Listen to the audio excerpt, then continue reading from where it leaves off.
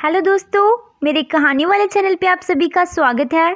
तो दोस्तों, अगर आप मेरे चैनल पे नए हो और अभी तक आपने मेरे चैनल को सब्सक्राइब नहीं किया है तो प्लीज़ सब्सक्राइब कर लीजिए। तो अब हम आज की कहानी पढ़ना शुरू करते हैं।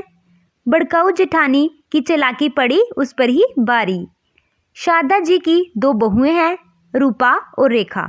रूपा अपनी देवरानी से बहुत नफरत करती है। ये नफरत इस हद तक है कि रूपा हमेशा अपनी सास को अपनी देवरानी के खिलाफ भड़काती रहती है और उसे घर से निकलवाना चाहती है ताकि पूरे घर पर सिर्फ रूपा का राज हो। एक दिन रूपा अपनी सास से कहती है, देखो माँ जी, महारानी के नखरे, अभी तक सो रही है। अगर मैं इतना लेट तक सोती तो आप मुझे कितना सुनाती। क्या अभी तक सो रही है? इस रेखा की बच्ची को कोई शर्म नहीं है। इसकी माँ ने कुछ सिखाया नहीं कि ससुराल में इतनी देर तक नहीं सोते। अरे माँ जी, इसे तो इसके बाप ने बिगाड़ा है, अभी ठीक करती हूँ इसे। रेखा, रेखा, जल्दी आओ। रेखा अपनी सास की आवाज़ सुनकर रेखा वहाँ आ गई और उसने अपनी सास से कहा, जी माँ जी, आपने बुलाया? अरे बहू, काम चोरी की भी कोई हद होती है। ये कोई समय है उठने का? तेरे माँ बाप ने यही सिखाया है तुझे? माँ जी, मैं तो एक तो गलती करती है और ऊपर से जुबान लड़ाती है। जा किचन में जाकर खाना बना और सुन, 1 घंटे के अंदर खाना बन जाना चाहिए। इसके बाद शारदा अपनी बहू रेखा की बात सुने बिना ही वहाँ से चली जाती है। सास के जाने के बाद रेखा अपनी जेठानी से पूछती है, दीदी, ये माँ जी को क्या हुआ है? मैं तो सुबह की उठी हूँ और मैंने कपड़े भी धो दिए हैं, तो माँ जी ऐसा क्यों बोल रही हैं? अरे पता नहीं क्या हुआ है माँ जी को, मुझ पर भी गुस्सा हो रही थी। अच्छा, मुझे माँ जी ने सामान लाने के लिए कहा है तो मैं बाजार से होकर आती हूँ, तब तक तुम घर के काम कर लो। इस तरह रूपा रेखा से झूठ बोलकर शॉपिंग करने चली जाती है। इसके बाद रेखा घर के सारे काम करती है। कुछ दिन ऐसे ही बीत जाते हैं। एक दिन रेखा अपने लिए साड़ी लाती है। रूपा वो साड़ी देख लेती है और अपनी सास को भड़काना शुरू कर देती है। माँ जी, आपको पता है आपकी छोटी बहू नई साड़ी लेकर आई है, तो लाने दे ना, ले आई तो इसमें कौन सी बड़ी बात है? माँ जी, बड़ी बात तो कुछ नहीं, लेकिन जब मैं अपने लिए एक रुमाल भी खरीदती हूँ तो आपके लिए भी तो खरीदती हूँ ना। और वो आपकी लाडली बहू आपके लिए कुछ नहीं लाती। और तो और उसने देवर जी को भी अपनी मुट्ठी में कर लिया है, उनको भी आपकी कोई फिक्र नहीं है। ये बात तो तुम बिल्कुल ठीक कह रही हो बहू, अभी सबक सिखाती हूँ उसे। वो साड़ी मैं उसे लेने ही नहीं दूंगी। इसके बाद शारदा और रूपा रेखा के कमरे में जाती हैं। रेखा, तुम साड़ी लाई हो ना? जी माँ जी, अभी मैं आपके पास ही आ रही थी साड़ी दिखाने। अरे रहने दो, सब पता है मुझे। ये साड़ी तू मेरे पास कब लाती? जब इसे पहन कर आती तब दिखाती मुझे। नहीं माँ जी, मैं बस आ ही रही थी। तूने मेरे साथ फिर से जुबान लड़ाई? तुझसे मना किया है ना कि मेरे सामने मत बोला कर। ला जे साड़ी दे मुझे, मैं तेरे मुंह नहीं लगना चाहती। फिर शारदा वो साड़ी लेकर चली जाती है। रेखा फिर अपनी जेठानी से कहती है, दीदी, ये माँ जी को हुआ क्या है? पहले तो कभी ऐसा नहीं करती थी। पता नहीं, मुझे लगा था कि ये साड़ी माँ जी मुझे देंगी, वो तो खुद ही लेकर चली गई। ये साड़ी माँ जी के ऊपर बिल्कुल भी अच्छी नहीं लगेगी। क्या ये साड़ी माँ जी आपको देंगी? लेकिन क्यों? नहीं नहीं, मेरे कहने का मतलब ये है कि मेरी भी एक साड़ी लेकर माँ जी चली गई हैं। अब ये साड़ी माँ जी को अच्छी थोड़े ना लगेगी। अब रूपा इसी तरह अपनी सास को अपनी देवरानी रेखा के खिलाफ भड़काती रहती है और सास भी रेखा से खूब काम करवाती है। अगले दिन रेखा घर के काम करने के बाद बाहर गार्डन भी साफ कर देना।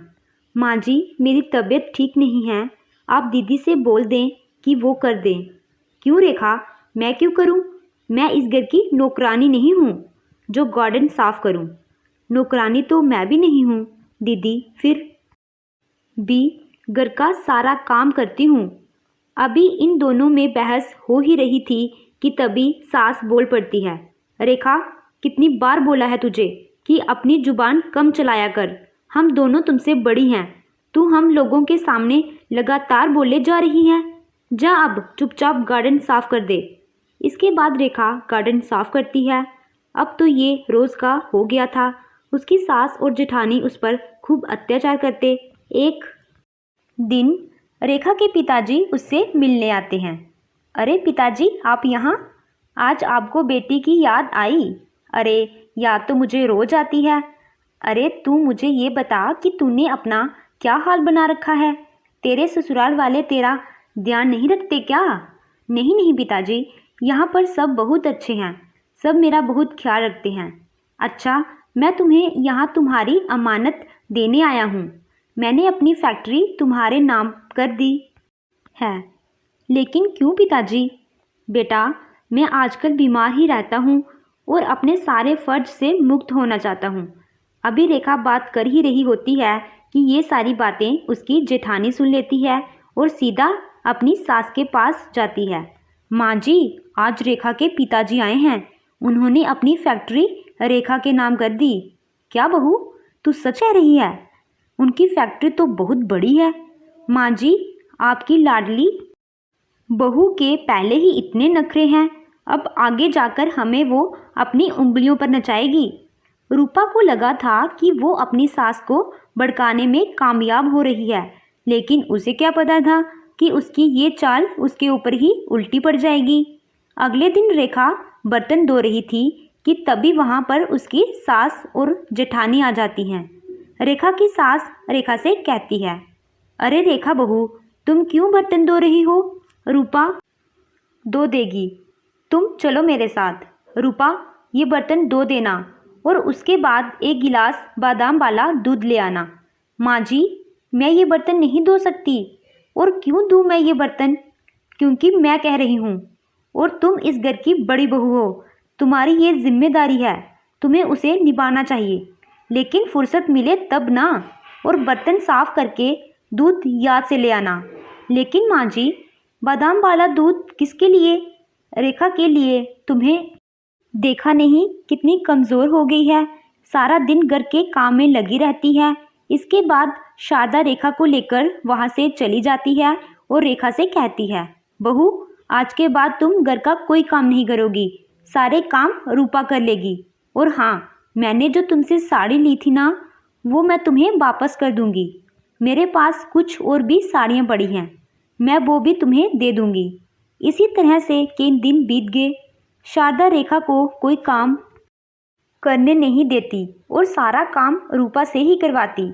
एक दिन शारदा रेखा को एक बड़ा सा सोने का हार देते हुए कहती है, अरे बहू, ये हार मेरी सास ने मुझे दिया था और आज मैं ये तुम्हें दे रही हूँ, संभाल कर रखना इसे। रूपा ये बात सुन लेती है और अपनी सास से कहती है, माँ जी, इस हार पर तो बड़ी बहू का हक होता है। देख बहू, ये मेरी मर्जी है, मैं इसे जिसको मर्जी दूँ। और रूपा, रेखा मेरी प्यारी बहू है और तू कान लगाकर सुनना बंद कर, जा जाके अपना काम कर। रेखा को अपनी सास का बदला रूप समझ नहीं आ रहा था। वो सोचती है, माँ जी का अचानक हृदय परिवर्तन कैसे हो गया? पहले तो वो मुझे एक आंख नहीं पाती थी, आज मुझे इतना बड़ा हार दे दिया और वो भी सोने का। उसे कुछ समझ नहीं आ रहा था कि उसकी सास का व्यवहार उसके प्रति अचानक कैसे बदल गया। और उधर रूपा किचन में काम करते हुए सोच रही है, दुनिया में मुझसे ज़्यादा बेवकूफ़ औरत कोई होगी नहीं जिसने अपने ही पैरों पर कुल्हाड़ी मार ली। अच्छा खासा माँ जी मेरे इशारों पर नाच रही थी, मुझे क्या ज़रूरत थी माँ जी को फैक्ट्री वाली बात बताने की। माँ जी का रवैया उसी दिन से बदला है। माँ जी इतनी चालाक और लालची भी होंगी, ये मुझे नहीं पता था। हे ऊपर वाले, कैसे कैसे लोग पैदा कर दिए तुमने इस धरती पर। तो दोस्तों, आपको ये कहानी कैसी लगी? कहानी अच्छी लगी हो तो वीडियो को लाइक कीजिएगा और मेरे चैनल को सब्सक्राइब कीजिएगा। Thank you.